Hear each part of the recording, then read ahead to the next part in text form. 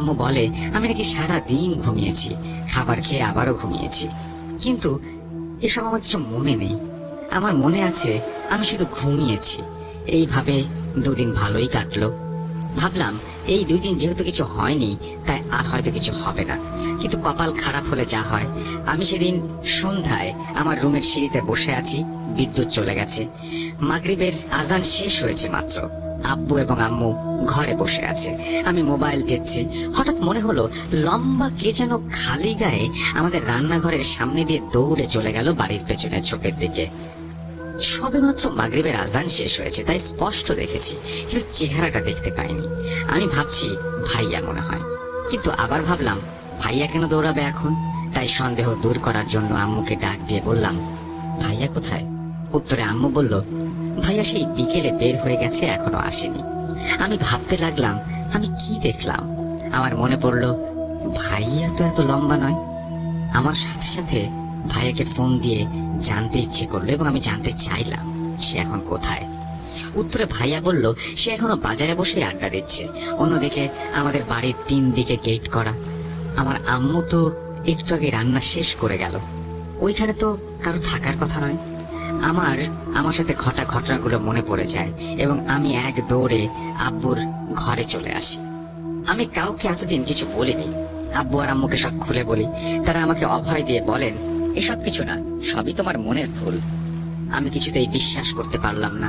আবার রাতের সেই ঘটনা ঘটতে থাকে। একটা বিষয়, আমার সাথে যে রাতে এসব ঘটে আমার রুমে থাকা কেউ এবং বাড়িতে থাকা কেউ বুঝতে পারতো না। কিন্তু আশ্চর্য হলেও সত্যি, এতদিন হয়ে গেল আমাকে শুধু ভয় দেখাচ্ছে, মারছে না। রাতে আমি ভাইয়ের রুমে যেয়ে ঘুমাতাম। এভাবে চলে গেল 30 দিন। জানুয়ারি 2022 আমার ছুটি শেষ, চলে এলাম আবার জাহাজে। কিন্তু সেই ঘটনা চলতেই থাকে। প্রতিদিন স্বপ্নে অবয়বটা গলা চেপে ধরে এবং ধীরে ধীরে গলায় ব্যথা বাড়তে থাকে, গলা ফুলতে থাকে। আমি বাধ্য হয়ে ঘাঁটির মসজিদে থাকা হুজুরের সাথে যোগাযোগ করি এবং সব খুলে বলি। সে আমার কথা শুনে বলে, দেখেন আমি এসব কাজ করি না, তবে আমার পরিচিত একজন আছে।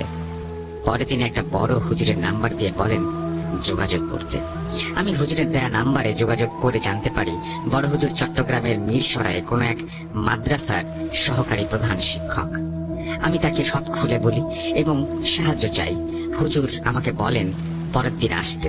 আমি হুজুরের সাথে পরদিন দেখা করি এবং হুজুরের আগে থেকেই তৈরি করা একটা আসনে আমাকে এবং তার এক ছাত্রকে বসান এবং হুজুরের হাত ধরে বসে থাকতে বলেন। আমি যেন হাত না ছাড়ি, যাই ঘটুক, ছাড়লে মৃত্যু ঝুঁকি আছে। হুজুর চোখ বন্ধ করে আয়াত পড়তে থাকেন। সেই ছাত্রের উপর জিন হাজির করেন।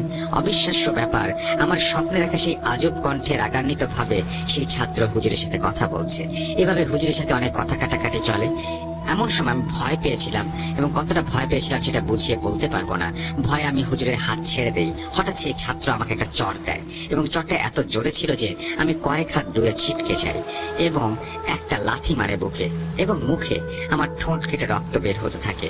আমি অজ্ঞান হয়ে যাই। কতক্ষণ অজ্ঞান ছিলাম জানি না।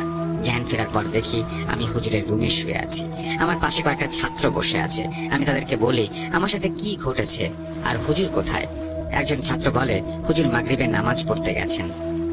কিছু সময় পর হুজুর চলে আসেন। পরে আমি হুজুরের কাছে সব জানতে পারি। হুজুর